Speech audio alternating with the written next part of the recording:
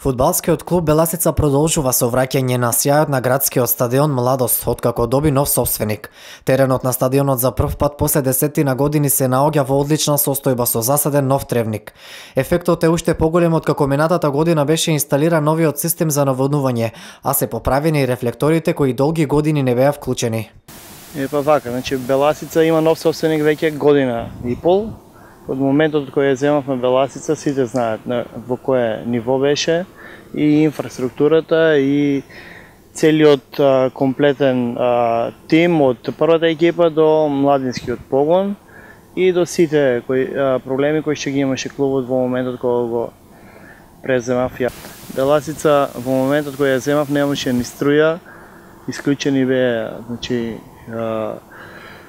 беше исклучена струјата, не работеа рефлекторите, имаше проблеми со сметката блокирана, големи долгови околу комуналиите. Тие беа основните работи за кои што не можеше да функционира како што треба. Овие сите работи кои ги наброев, значи се решени. Во моментот сметката на Беласица е блокирана, струја има на стадионот, рефлекторите се поправени, систем за наводнување имаме нов ставено. И да не ги бројам многу работи кои во тек се решават и уште ден. Освен реконструктивните зафати на самиот стадион, фудбалскиот клуб Беласица како во старите времења повторно заигра квалитетен фудбал, а со самите подобрувања на стадионот и на самиот клуб се вратија и младите школи на Беласица, кои веќе ги покажаа првичните успешни резултати. И тоа најбитно ми е и најмногу ми прави кеф враќањето на младите школи на Беласица, во кои имаме веќе добри резултати.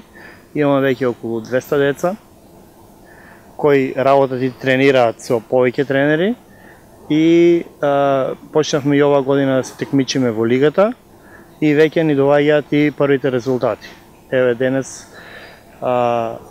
имаме нова победа која е младинскиот погон на Беласица и се пласиравме во полуфиналето на Купот на Република.